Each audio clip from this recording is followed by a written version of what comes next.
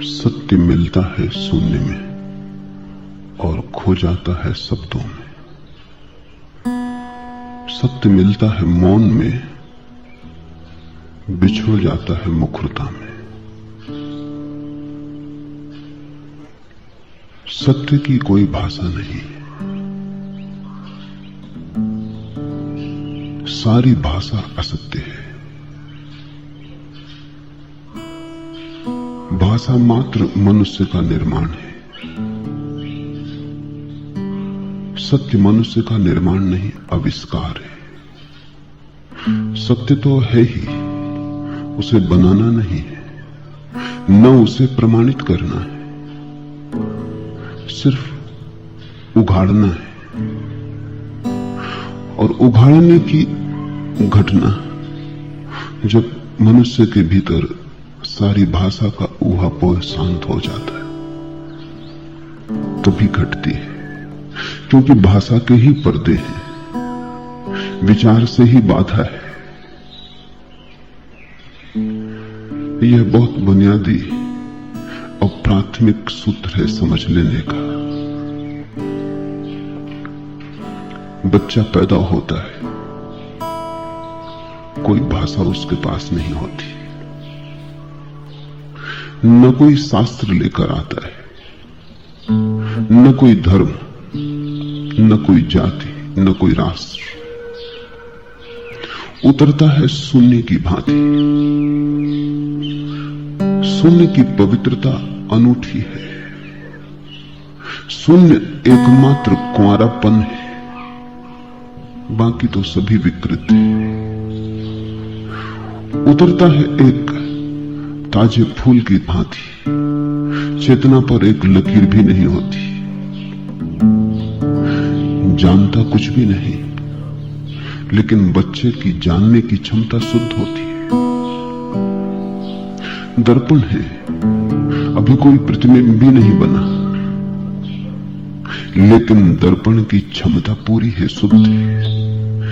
बाद में प्रतिबिंब तो बहुत बन जाएंगे, जानना तो बढ़ जाएगा, जानने की क्षमता कम होती जाएगी, क्योंकि वो जो शून्य था वो शब्दों से भर जाएगा, उसकी रिक्तता समाप्त हो जाएगी। जैसे दर्पण पर प्रतिबिंब बने और चिपकते चले जाएं, अलग ना हो, तो दर्पण की झलकाने की क्षमता कम हो जाएगी। बच्चा पैदा होता है, जानता कुछ भी नहीं, लेकिन जानने की क्षमता उसकी परिशुद्ध होती है। इसलिए तो बच्चे जल्दी सीख लेते हैं, बूढ़े मुश्किल से सीख पाते हैं, क्योंकि सीखने की क्षमता ही बूढ़े की कम हो गई।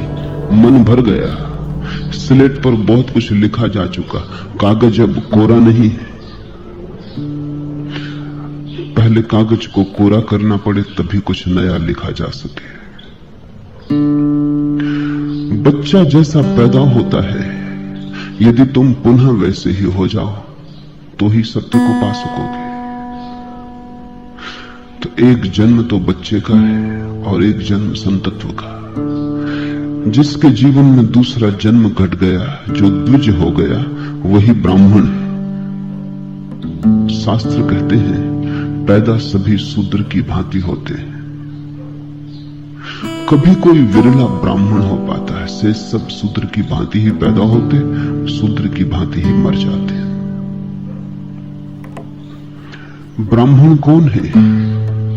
वह नहीं जो वेद को जानता है, क्योंकि वेद को तो कोई भी जान ले सकता है।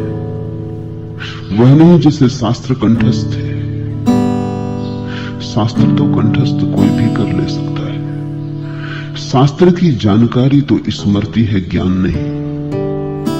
ब्राह्मण वह है जिसने ब्रह्म को जाना। यहां तुम आ गए हो,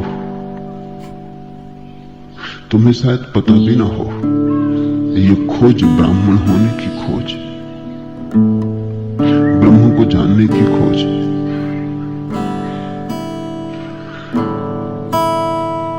इस मधुर गीत का पहला पद शंकर ने तब लिखा जब वे गांव से गुजरते थे और उन्होंने एक बूढ़े आदमी को व्याकरण के सूत्र रटते देखा। उन्हें बड़ी दया आई। मरते वक्त व्याकरण के सूत्र रट रहा है ये आदमी, पूरा जीवन भी गंवा दिया, अब आखिरी क्षण भी गंवा रहा है। पूरे जीवन तो परमात्मा को स्मरण नहीं किया, अब भी व्याकरण में उलझा है।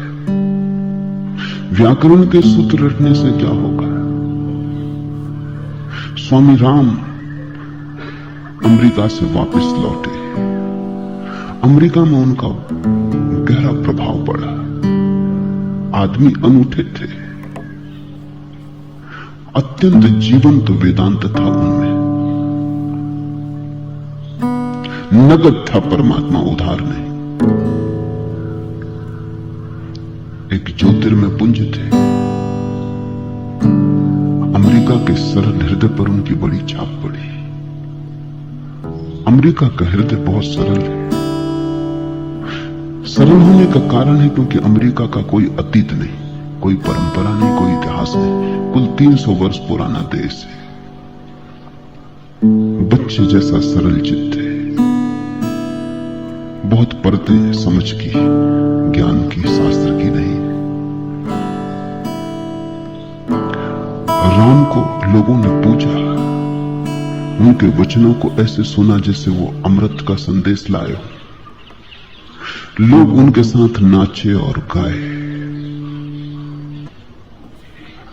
राम भारत वापस लौटे तो उन्होंने सोचा कि अमेरिका जैसे देश में जहां धर्म की कोई परंपरा नहीं, जहां लोग बिल्कुल ही भौतिकवादी हैं, जब वहां मेरे वचनों का ऐसा प्रभाव हुआ और मेरे व्यक्तित्व ने ऐसी लहर पैदा की,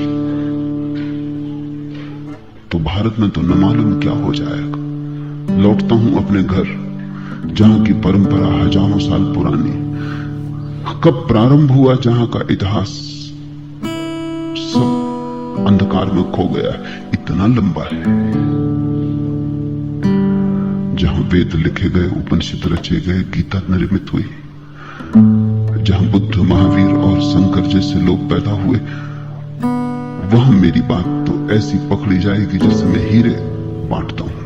जब अमेरिका में जहां लोग पदार्थवादी हैं, जो ईश्वर को समझ ही नहीं पाते, जिनके ईश्वर से सारे संबंध टूट गए, जब वहां ऐसा चमत्कार हुआ तो भारत में क्या ना होगा। लेकिन भारत में जो हुआ वो राम ने सोचा भी न था। ये सोचकर कि उचित होगा कि भारत में प्रवेश मैं काशी से करूं, क्योंकि वही नगरी है। भारत के सारे सौभाग्य का इतिहास काशी के कण कण में छिपा है। बुद्ध ने अपना पहला प्रवचन वहां दिया, शंकर ने अपने विश्व विजय की घोषणा वहां की, वहां जैन तीर्थंकर हुए। काशी से पुराना कोई नगर सारे संसार में नहीं। जेरूसलम भी नया है, मक्का और मदीना भी बहुत नए हैं। काशी प्राचीनतम तीर्थ है, पृथ्वी पर सबसे पहला सभ्य हुआ नगर है। तो राम पहले काशी पहुंचे और उन्होंने पहला प्रवचन काशी में दिया। लेकिन बीच प्रवचन में एक पंडित खड़ा हो गया, उसने कहा कि रुके, संस्कृत आती है। राम कुछ समझ ना पाए, वो एक मस्त आदमी थे, उन्हें संस्कृत आती भी नहीं थी, उर्दू फारसी जानते थे। ये उन्होंने सोचा भी ना था कि संस्कृत का और वेद से और ब्रह्म से और ज्ञान से कोई संबंध है। कोई भी भाषा ना आती हो तो भी आदमी परमात्मा को जान सकता है। कबीर भी जान लेते हैं बिना पढ़े लिखे, मोहम्मद भी जान लेता है बिना पढ़े लिखे, बढ़ी के बेटे जीसस के जीवन में भी वो फूल खिल जाते हैं। कुछ पंडित होना शर्त तो नहीं है। राम चौंके, कहा नहीं संस्कृत तो नहीं आती। वो पंडित हंसने लगा और लोग भी उठ गए। उन्होंने कहा जब संस्कृत ही नहीं आती तो वेदांत कैसे आएगा। पहले संस्कृत सीखो, फिर सिखाने आना। राम उसके बाद हिमालय चले गए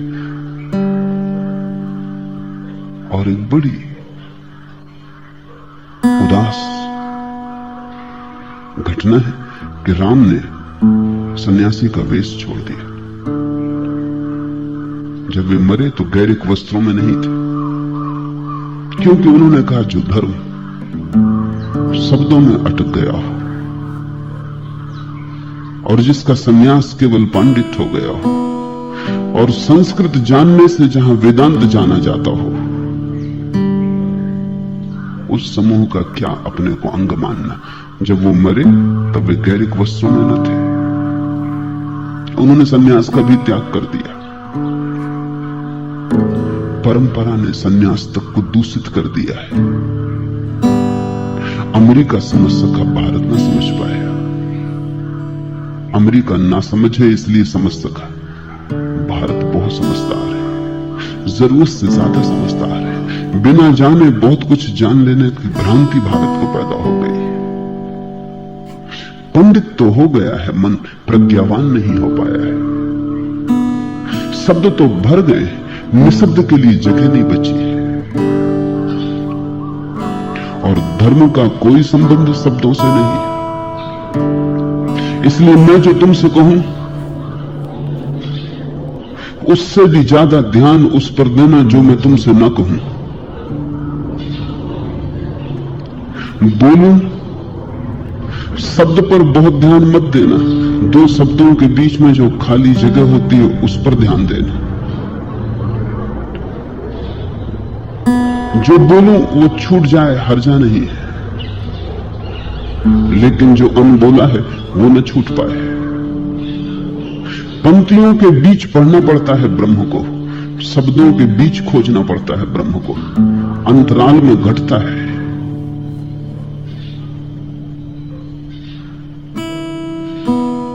जब मैं चुप रह जाऊं क्षण भर को, तब तुम जागना, तब तुम गौर से मुझे देखना, तब तुम मुझे मौका देना कि मैं तुम्हारे करीब आ जाऊं और तुम्हारे हृदय को सहला सकूं। धर्म व्याकरण के सूत्रों में नहीं, वो तो परमात्मा के भजन में। और भजन जो तुम करते हो उसमें नहीं है। जब भजन भी खो जाता है, जब तुम ही बचते हो, कोई शब्द आसपास नहीं रह जाते, एक शून्य तुम्हें घेर लेता है। तुम कुछ बोलते भी नहीं, क्योंकि परमात्मा से क्या बोलना है। तुम्हारे बिना कहे वो जानता है, तुम्हारे कहने से उसके जानने में कुछ बढ़ती ना हो जाएगी। तुम कहोगे भी क्या? तुम जो कहोगे वो रोना ही होगा, और रोना ही अगर कहना है तो रोकर ही कहना उचित है, क्योंकि जो तुम्हारे आंसू कह देंगे वो तुम्हारी वाणी ना कह पाएगी। अगर अपना अहोभाव प्रकट करना हो तो बोलकर कैसे प्रकट करोगे? शब्द छोटे पड़ जाते हैं, अहोभाव बड़ा विराट है, शब्दों में समाता नहीं, उसे तो नाचकर ही कहना उचित होगा। अगर कुछ कहने को ना हो तो अच्छा है चुप रह जाना, ताकि वो बोले और तुम सुन सको। भजन, कीर्तन, गीत और नाच है, वो भाव को प्रकट करने के उपाय। बिना कहे तुम भजन हो जाओ, तुम गीत हो जाओ। इस तरफ शंकर का इशारा है। ये पद बड़े सरल, सूत्र बड़े सीधे हैं, और शंकर जैसे मेधावी पुरुष ने लिखे। शंकर की सारी वाणी में भज गोविंदम से मूल्यवान कुछ भी नहीं, क्योंकि शंकर मूलतः दार्शनिक है। उन्होंने जो लिखा है वो बहुत जटिल है। वो शब्द, शास्त्र, तर्क, ऊहापोह, विचार है। लेकिन शंकर जानते हैं कि तर्क, ऊहापोह और विचार से परमात्मा पाया नहीं जा सकता। उसे पाने का ढंग तो नाचना है, गीत गाना है। उसे पाने का ढंग भाव है, विचार नहीं। उसे पाने का मार्ग हृदय से जाता है, मस्तिष्क से नहीं। इसलिए शंकर ने ब्रह्मसूत्र के भाष्य लिखे, उपनिषदों पर भाष्य लिखे, गीता पर भाष्य लिखा। लेकिन शंकर का अंतरतम तुम इन छोटे छोटे पदों में पाओगे। यहां उन्होंने अपने हृदय को खोल दिया है। यहां शंकर एक पंडित और एक विचारक की तरह प्रकट नहीं होते, एक भक्त की तरह प्रकट होते। हे मूढ़, गोविंद को भजो, गोविंद को भजो, क्योंकि अंतकाल के आने पर व्याकरण की रटन तुम्हारी रक्षा न करेगी।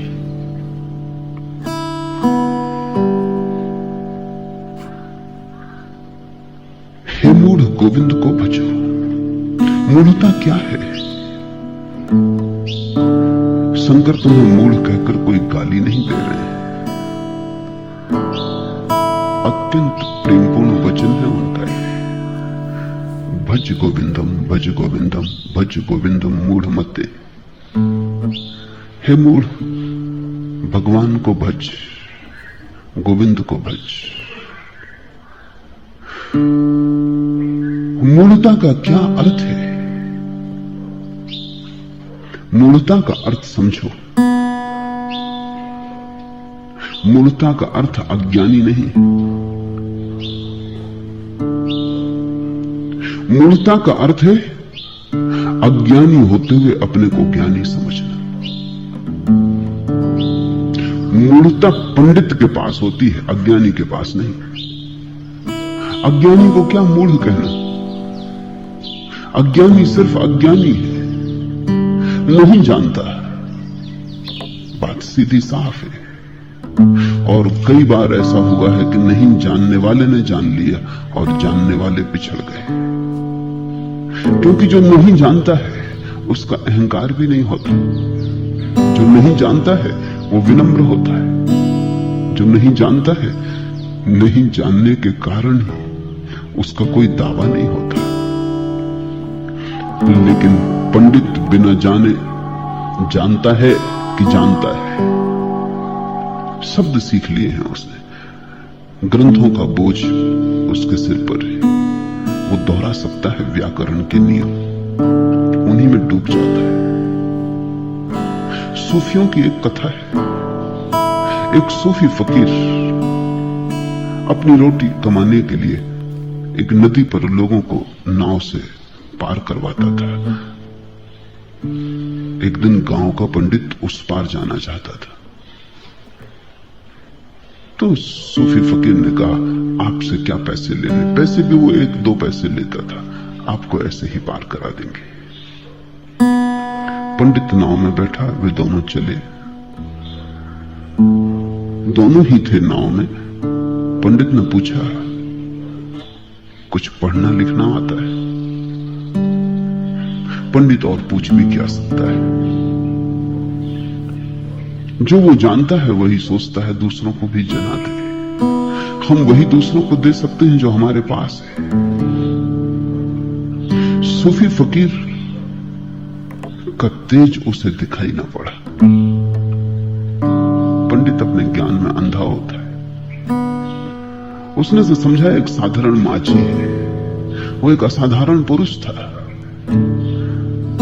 पंडित जिस परमात्मा की बात सोचता रहा है, सुनता रहा है, वो परमात्मा उस असाधारण पुरुष में मौजूद था, जिसकी पंडित ने अब तक चर्चा की थी। वो उस फकीर में से झांक रहा था। अगर आंख होती तो फकीर में वो सब मिल जाता, जिसके सपने देखे, जिसके शास्त्र पढ़े, प्रत्यक्ष था वहां कोई। लेकिन पंडित ने पूछा, पढ़ना लिखना आता है? पंडित को अगर परमात्मा भी मिल जाए तो वो पूछेगा सर्टिफिकेट, कहां तक पढ़े लिखे हो? उसकी अपनी दुनिया है, वो अपने ही शब्दों में, अपने ही शास्त्र में जीता है। उस फकीर ने कहा कि नहीं, पढ़ना लिखना तो बिल्कुल नहीं आता, मैं बिल्कुल गंवार हूं, ना समझ।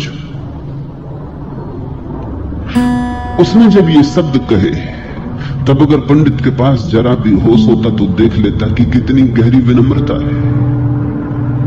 अपने अज्ञान को स्वीकार कर लेना ज्ञान की तरफ पहला कदम है,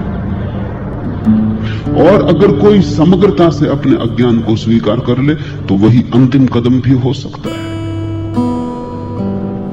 क्योंकि जब तुम पूरे भाव से जानते हो कि कुछ भी नहीं जानता हो, तब तुम्हारा अहंकार कहां टिकेगा, कहां खड़ा रहेगा? भूमि खो जाएगी पैर के तले से, गिर जाएगा भवन अहंकार का, तुम निरअहकार में उतर जाओगे। वही द्वार है, वहीं से कोई परमात्मा से जुड़ता है।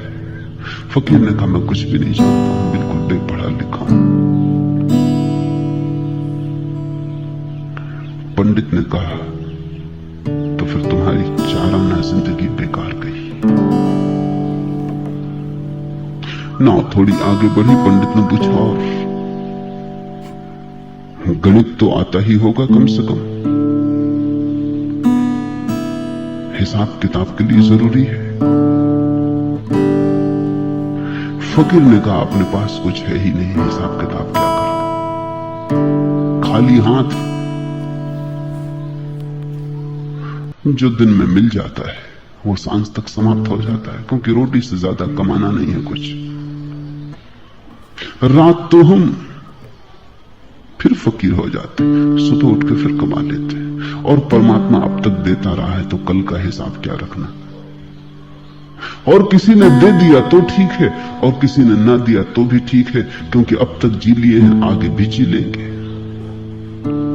न तो देने वाले से कुछ ऐसा मिल जाता है कि सदा काम आ जाए, और न देने वाला कुछ छीन लेता है कि सदा के लिए कोई नुकसान हो जाए।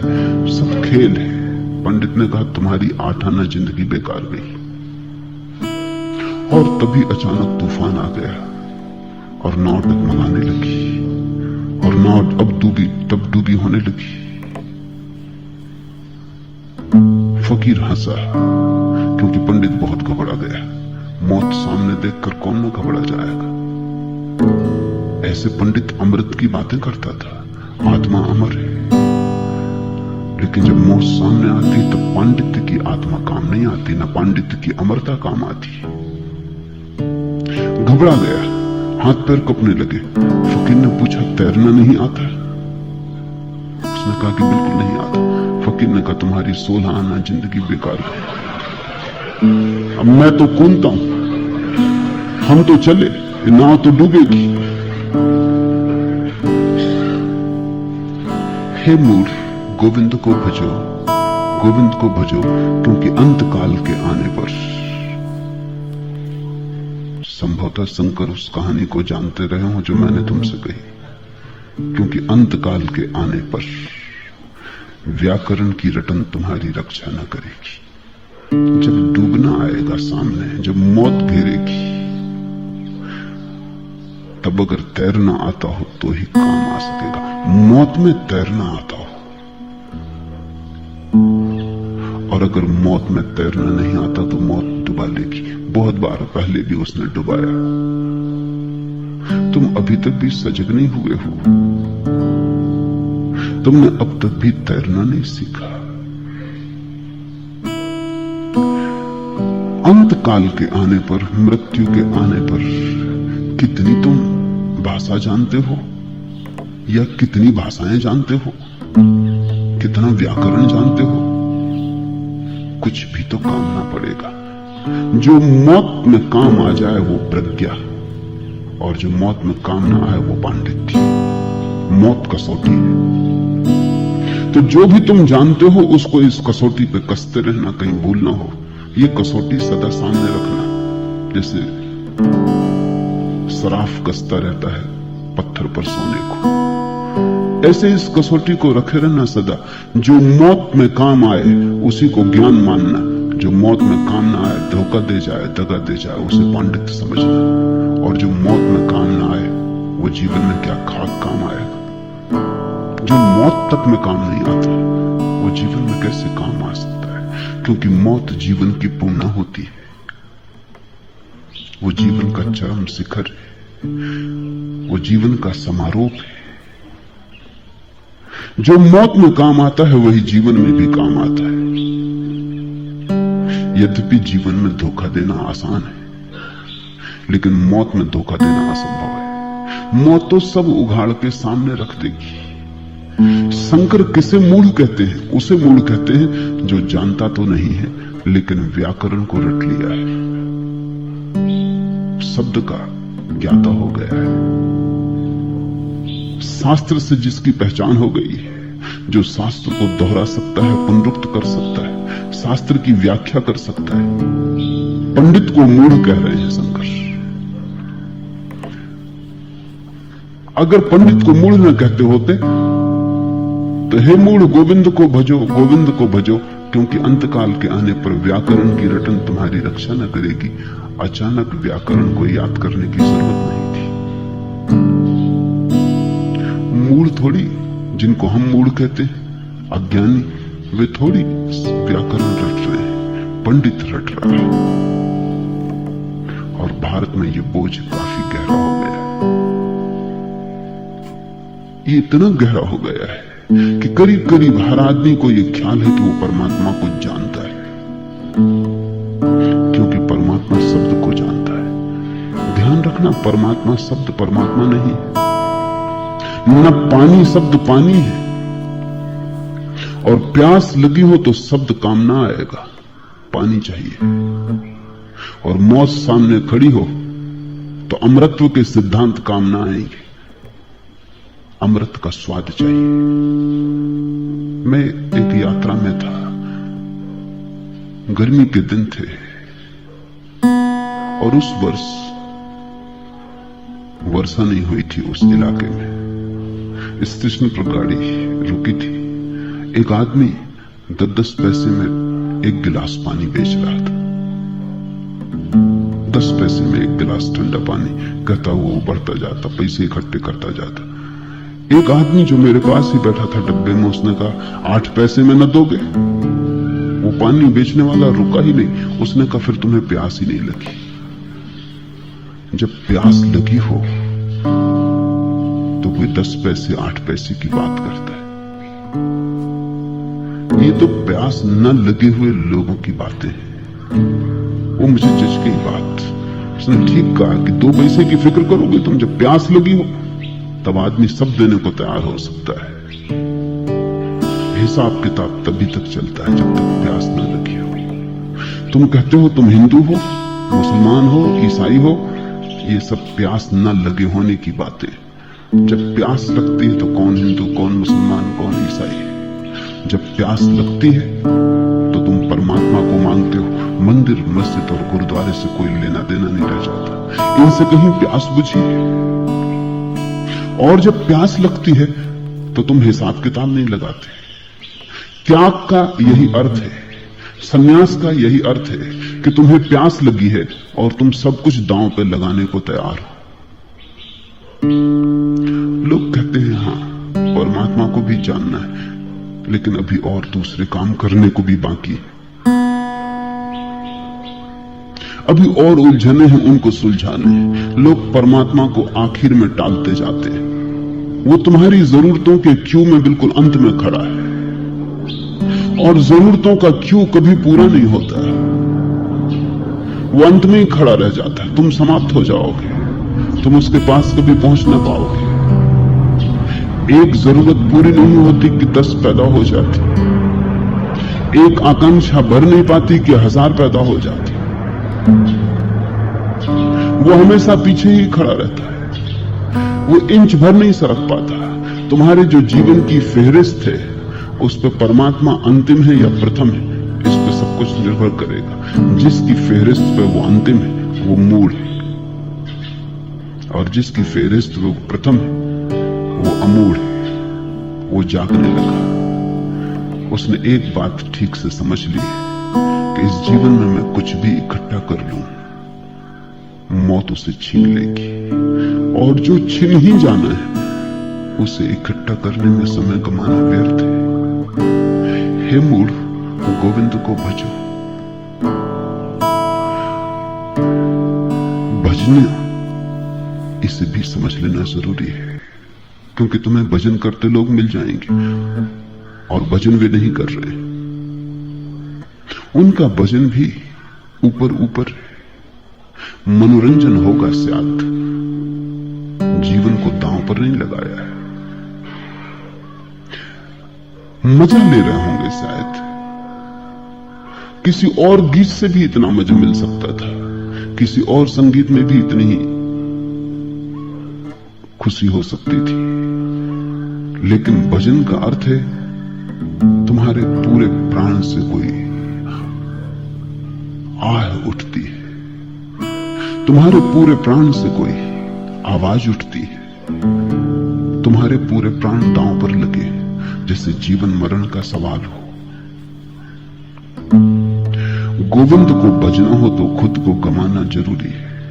खुद को बचाना चाहा और गोविंद को बचना चाहा तो तुम अपने को ही धोखा दोगे। भजन की बड़ी आत्यंतिकता है, चरमता है। रामकृष्ण को कोई राम का नाम भी ले देता, सिर्फ नाम, रास्ते पर चलते वक्त शिष्यों को ख्याल रखना पड़ता कि कोई जयराम जी ना कर ले, कोई अजनबी आदमी जयराम जी कर ले, वो वहीं खड़े हो जाते, भावाविष्ट हो जाते, हर्षोन्माद हो जाता, नाचने लगते बीच सड़क पर। शिष्यों की बड़ी फजीयत हो जाती, पुलिस वाला आ जाता, हटाओ यहां से, क्या मचाया हुआ। किसी के शादी विवाह में कोई निमंत्रण कर लेता तो दूल्हा दुल्हन पीछे हो जाते। किसी ने ऐसे नाम ले दिया, एक मित्र के घर बुला लिया था लोगों ने, वक्त था उनका, बुला लिया कि शादी में आशीर्वाद दे देंगे। लड़की की शादी थी, समारोह था, शादी होने की करीब थी कि किसी आदमी का नाम गोविंद था और किसी ने बुलाया गोविंद को कि गोविंद कहां है, भीड़-भाड़, तो उसने जोर से चिल्लाया गोविंद कहां है। रामकृष्ण नाचने लगे, गोविंद का भजन शुरू हो गया। वो बारात बारात ना रही, विवाह विवाह ना रहा, एक दूसरा ही समा बन गया। भजन का अर्थ है 24 घंटे तुम्हारे भीतर एक सतत धारा प्रभु स्मरण की बनी रहे। वो सतत धारा थी भीतर, इसलिए बाहर अगर कोई जरा भी राम का या कृष्ण का या गोविंद का, परमात्मा का नाम ले देता, भीतर तो धारा मौजूद ही थी, भीतर तो नाच चलता ही था। बाहर की चोट पड़ जाती, भीतर का नाच बाहर बिखर जाता। भीतर चोट पड़ती, वो जो भीतर चल रही थी धारा वो बाहर आ जाती। जैसे जल तो भरा ही था कुएं में, किसी ने बाल्टी डाल दी और पानी भर के बाहर आ गया। किसी ने राम का नाम ले दिया, भजन तो चल ही रहा था। भजन कोई ऐसी चीज नहीं है कि तुम कभी कर लो, जब भजन शुरू होता है तो अंत नहीं होता, चलता ही रहता है, एक सतत स्मरण है भीतर। हे मूढ़, गोविंद को भजो, क्योंकि अंतकाल के आने पर व्याकरण की रटन तुम्हारी रक्षा न करेगी। कितना तुम शास्त्र जानते हो मौत ये न पूछेगी, कितना तुमने सत्य जाना मौत तुम्हारे सामने प्रकट कर देगी। जो तुमने जाना है वही बच रहेगा, जो दूसरे ने जाना है और दूसरे से तुमने उधार जाना था वो सब खो जाएगा। शास्त्र अगर उधार है तो व्यर्थ है, और शास्त्र अगर तुम में आविर्भूत हुआ है, तुम भी उसी स्रोत पर पहुंच गए जहां उपनिषद के ऋषि पहुंचे थे। तुमने भी उसी जल स्रोत से अपनी प्यास बुझा ली जिससे उपनिषद के ऋषियों ने बुझाई थी। तब उपनिषद शास्त्र नहीं है, तब तुम्हारे लिए उपनिषद तुम्हारे ही बोध की अभिव्यक्ति है। मुझसे लोग पूछते हैं कि मैं क्यों शंकर पर बोलता या बुद्ध पर या क्राइस्ट पर। मैं सीधा भी बोल सकता हूं,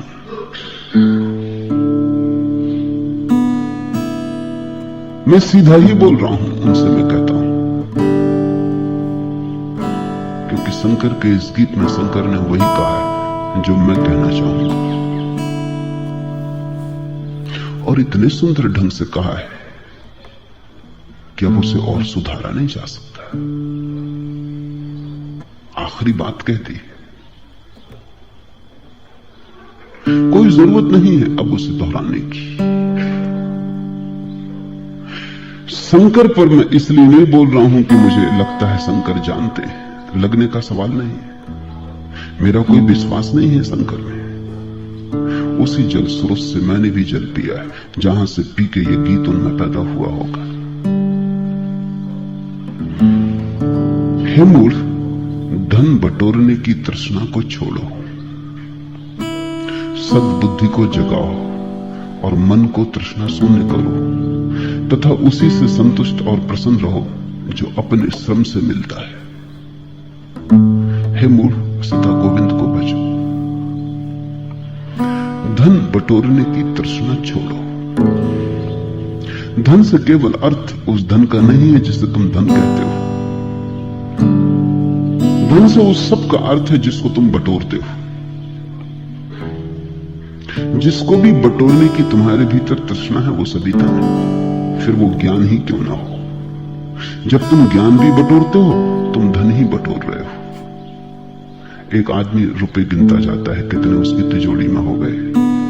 एक आदमी ज्ञान गिनता जाता है कि कितना ज्ञान उसने बटोर लिया, कितनी सूचनाएं उसके पास हो गई, कितने शास्त्र उसने पढ़ लिए, पर दोनों बटोर रहे हैं। तीसरा आदमी हो सकता है त्याग बटोर रहा हो कि कितने उपवास उसने किए। चौथा आदमी हो सकता है यश बटोर रहा हो कि कितने लोग उसे मानते, कितने लोग उसे पूजते, कितने लोग उसके पीछे चलते हैं। जहां भी तुम बटोरते हो, जो भी बटोरा जाता है वो सब धन है। और धन बड़े धोखे का है, क्योंकि भीतर तो तुम निर्धनी बने रहते हो और बाहर तुम बटोरते चले जाते हो। जो बाहर इकट्ठा किया है वो भीतर न ले जाया जा सकेगा, और जिसे तुम अपने भीतर न ले जा सके मौत उसे छीन लेगी, क्योंकि तुम ही मौत से पार जा सकोगे और कुछ भी नहीं। केवल तुम्हारा होना ही गुजरेगा, लपटें उसे जला ना सकेंगी, शस्त्र उसे बेध ना सकेंगे। नैनम छिदन्ति शस्त्राणि नैनम दहति पावका। सिर्फ तुम गुजर पाओगे मौत के द्वार से, शुद्ध तुम, और कुछ भी नहीं। अगर तुमने बाहर का ही धन बटोरा तो तुम निर्धन गुजरोगे मौत के द्वार से। और जब मौत तुम्हें निर्धन बता देगी तो जीवन में भी धन का सिर्फ धोखा ही हुआ है। वह धन क्या जिसे हम साथ न ले जा सके। संपत्ति वही है जो साथ जा सके, अन्यथा से सब विपत्ति है। जिसे तुम बटोरते हो वो संपत्ति लगती है, संपत्ति है नहीं, है तो विपत्ति। और तुम भी जानते हो, बटोर लेने के बाद पता चलता है कि और विपत्ति बढ़ गई। संपत्ति से तो संतोष आता है, संपत्ति से तो शांति आती, संपत्ति से तो निर्भयता आती, संपत्ति से तो तुम्हारे जीवन में एक स्वर गूंजता कि पा लिया, पहुंच गए, घर आ गया। एक विश्राम की सुगंध तुम्हारे जीवन में उठती, लेकिन वो तो उठती दिखाई नहीं पड़ती। संपत्ति बढ़ती है वैसे तुम्हारे जीवन में और भी दुर्गंध उठती है, और भी तुम्हारे जीवन में भय उठता है। संपत्ति क्या इकट्ठी होती है, हजार चिंताएं इकट्ठी होती। संपत्ति से शांति तो नहीं मिलती, अशांति के द्वार खुल जाते।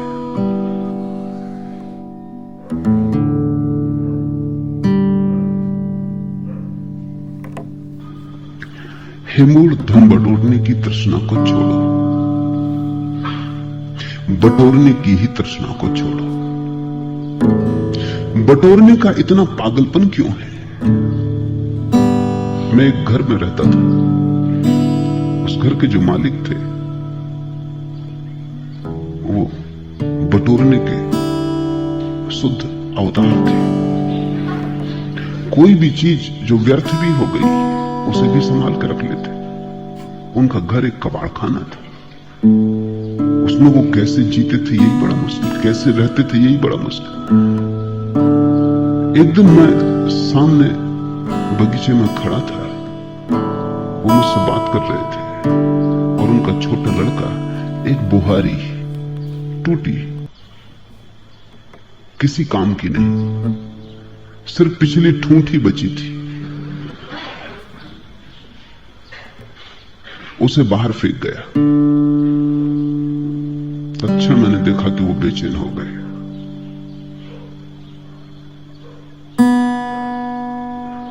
मुझसे बात चलती रही लेकिन नजर उनकी उस बुहारी पे लगी रही। मैंने सोचा कि मेरी मौजूदगी उनको बाधा बन रही, तो मैंने कहा मैं अभी आया। मैं घर के भीतर गया। जब मैं लौटा बुहारी नदारत थी, वो भी नदारत थी। वो ले गए उसे भीतर। मैं उनके पीछे ही गया। मैंने कहा अब बात जरा सीमा के बाहर हो गई। रंगे हाथ वो पकड़ गए। बुहारी लिए अंदर खड़े थे। मैंने पूछा कि ये किस लिए उठा ला? उन्होंने कहा कुछ नहीं, कभी काम पड़ जाए। कैसे? इसका कोई काम भी नहीं समझ में आता। वो कहने लगे नहीं, कभी क्या काम पड़ जाए क्या पता, फिर फेंकने से फायदा क्या, रखी रहेगी। बटोरने की एक विक्षिप्तता है, किस कारण होगी? क्यों आदमी बटोरना चाहता है? भीतर एक बड़ा खालीपन है, उसे भरना है, किसी भी चीज से भरना है, नहीं तो आदमी बहुत खाली लगेगा। तुम थोड़ा सोचो, तुम्हारे पास कुछ भी नहीं तो तुम्हें भीतर बड़ा खालीपन लगेगा। यहां ध्यान में रोज मेरे पास मित्र आते, थोड़े दिन ध्यान करते हैं, महीने 1.5 महीने, तो भीतर खालीपन दिखाई पड़ने लगता है। वो है तो सदा, ध्यान नहीं किया तो दिखाई नहीं पड़ता। ध्यान करने से बोध थोड़ा जगता है, होश थोड़ा आता है, भीतर खालीपन दिखने लगता है। और एक अनूठी घटना घटती है, जिस व्यक्ति को भी वो भीतर खालीपन दिखाई पड़ता है वो अति से भोजन करना शुरू कर देता है। रोज 1-2 मामले मेरे पास आते हैं कि वो कहते हैं हम क्या करें, ये क्या हुआ, इतना भोजन हम कभी भी नहीं करते थे। ये ध्यान ने तो हमें बड़ी मुश्किल में डाल दिया। बस भोजन की धुन सवार रहती है। तुम उनको कहता हूं कारण है। कारण ये कि ध्यान ने तुम्हें भीतर की रिक्तता दिखाई। अब रिक्तता को भरना है। रिक्तता काटती है, कुछ भी नहीं है भीतर, तो आदमी कुछ भरना चाहता है। धन से, पद से, प्रतिष्ठा से तुम अपने को भरते हो। चारों तरफ चीजें इकट्ठी कर लेते हो, उनके बीच बैठ जाते हो निश्चिंत होकर। लगता है कुछ तुम्हारे पास है। जिनके पास कुछ भी नहीं है उन्हें बटोरने की आकांक्षा पैदा होती है। जिनके पास कुछ है उन्हें बटोरने का कोई सवाल नहीं। वे अपने में काफी है। खुद का होना ही इतना भराव है कि अब और कुछ बटोरने का सवाल नहीं। इसलिए तो हमने बुद्ध को पूजा, महावीर को पूजा, शंकर को पूजा, क्योंकि हमने देखा इनमें कि इनकी संपदा इनके भीतर है। कुछ है इनके भीतर कि उसके कारण खालीपन मिट गया है। कोई प्रकाश है भीतर जिसके कारण अब भीतर की रिक्तता पूर्णता हो गई। भीतर का शून्य सत्य हो गया है। ध्यान शून्य लाता है। अगर तुमने जल्दबाजी की तो शून्य को भरने की तृष्णा पैदा होगी। अगर जल्दबाजी न की और तुम शून्य के साथ रहने को राजी हो गए, तुमने उसे स्वीकार कर लिया, तो तुम पाओगे धीरे धीरे शून्य अपने आप भर दिया गया। क्योंकि प्रकृति शून्य को बर्दाश्त नहीं करती। शून्य तुम करो, भर देती है प्रकृति। न परमात्मा शून्य को बर्दाश्त करता है। तुम शून्य पैदा करो, परमात्मा भर देता है। शून्य भर चाहिए, पूर्ण तो उतर आता है। जैसे कहीं गड्ढा हो, वर्षा हो, तो सारा पानी चारों तरफ से दौड़ के गड्ढे में भर जाता है। ऐसे ही तुम जब शून्य होते हो, परमात्मा चारों तरफ से तुम्हारी तरफ दौड़ने लगता है। तुमने गड्ढा बना दिया, अब भरना उसे है। आधा तुम करते हो, आधा परमात्मा करता है। और तुम्हारा करना कुछ खास नहीं, असली करना तो उसी का है। तुम्हारा करना इतना ही है कि तुम खाली होने को राजी हो जाओ। इसलिए सारे बुद्ध पुरुष भरने की तृष्णा से बचो, बटोरने की तृष्णा से बचो, इसका इतना आग्रह करते हैं। क्योंकि अगर तुमने स्वयं ही भर लिया तो तुम परमात्मा को भरने का मौका ही नहीं देते हो। मैंने एक कहानी सुनी है कि कृष्ण भोजन को बैठे, रुक्मणी ने थाली लगाई, एक कौर लिया होगा मुश्किल से कि हड़बड़ाकर भागे। रुक्मणी समझ न पाई, लेकिन द्वार तक गए, वापस लौट आए, फिर बैठ गए थाली पर। रुक्मणी ने कहा, बेबूझ हो गई बात, किस लिए भागे और फिर क्यों द्वार से वापस लौट आए? भागे तो ऐसे जैसे कहीं आग लग गई हो। क्या भोजन कैसे किया जा सकता? आग पहले बुझानी होगी। और लौट आए ऐसे जैसे कुछ भी ना हुआ था। ये क्या किया? कृष्ण ने कहा, जरूर आग लग गई थी, भागा, लेकिन द्वार तक पहुंचा कि आग बुझ गई, लौट आया। मेरा एक भक्त एक राजधानी की सड़क से गुजर रहा है, लोग उस पर पत्थर फेंक रहे हैं, लहू बह रहा है उसके माथे से, और वो गोविंद गोविंद किए जा रहा है। वो न तो उत्तर दे रहा है, न बचाव कर रहा है। उसने अपने को बिल्कुल मेरे हाथों में छोड़ दिया। भागना एकदम अनिवार्य था। जो इस भांति असहाय हो जाए, भगवान को उसकी तरफ भागना ही पड़ता है। जो इतना शून्य हो जाए कि पत्थर पड़ रहे हैं, उनसे बचाव भी ना करे, भागे भी ना, उत्तर भी ना दे, तो सारा अस्तित्व उसकी रक्षा के लिए आ जाता। गड्ढा हो गया, चारों तरफ से जलधार बहने लगती है, उसे भरने को, उसे झील बनाने को। फिर रुक्मणी ने पूछा, लौट क्यों आए? कृष्ण ने कहा, लेकिन जब तक मैं द्वार पर पहुंचा, उसने अपना चित्त ही बदल लिया। उसने खुद ही पत्थर हाथ में उठा लिया। अब वो खुद ही जवाब दे रहा है, मेरी कोई जरूरत ना रही। परमात्मा की जरूरत वही है जहां तुम असहाय हो, और तुम्हारी असहाय अवस्था से गोविंद गोविंद का नाम निकल जाए, भजन हो गया। कोई शब्द कहने की जरूरत नहीं कि तुम गोविंद गोविंद चिल्लाओ। भीतर भाव, उस भाव भरी आंखें आकाश की तरफ उठ जाएं, कि तुम्हारा हृदय आकाश की तरफ खुल जाए, और तुम अपने तई कुछ भी ना करो। उसी क्षण परमात्मा तुम्हारी तरफ दौड़ पड़ता है। तुम गड्ढे बनो, परमात्मा भरने को सदा राजी है। मोहम्मद कहा करते थे, तुम एक कदम चलो उसकी तरफ, वो 1000 कदम चलता है, पर तुम एक कदम ही नहीं चलते। और वो एक कदम अत्यंत जरूरी है, क्योंकि जब तक तुम्हारी तरफ से संकेत ना मिले कि निमंत्रण है, तब तक परमात्मा कैसे आए? आना भी चाहे तो कैसे आए? जिसे तुमने निमंत्रण ही नहीं दिया है, जिसे तुमने बुलावा ही नहीं भेजा है, वो आ भी जाए तुम्हारे द्वार पर तो तुम्हारे द्वार खुले ना पाएगा। वो दस्तक भी दे तो तुम समझोगे हवा का झोंका है। वो चिल्लाए पुकारे भी तो तुम अपने भीतर के शोरगुल के कारण उसकी आवाज न सुन पाओगे। हे मूढ़, धन बटोरने की तृष्णा को छोड़, सद्बुद्धि को जगा। बुद्धि तुम्हारी चालाकी का नाम है, सद्बुद्धि तुम्हारी समझदारी का। इसलिए दुनिया जितनी बुद्धिमान होती जाती उतनी चालाक होती जाती। चकित होते हैं लोग ये देखकर कि लोग जितने शिक्षित हो जाते हैं उतने चालाक हो जाते हैं। सोचा जाता था कि लोग शिक्षित हो जाएंगे तो सरल होंगे, लोग सुशिक्षित हो जाएंगे तो निर्दोष हो जाएंगे। लेकिन जितनी शिक्षा बढ़ती उतनी चालाकी बढ़ती है, उतना आदमी बेईमान होने लगता है, उतना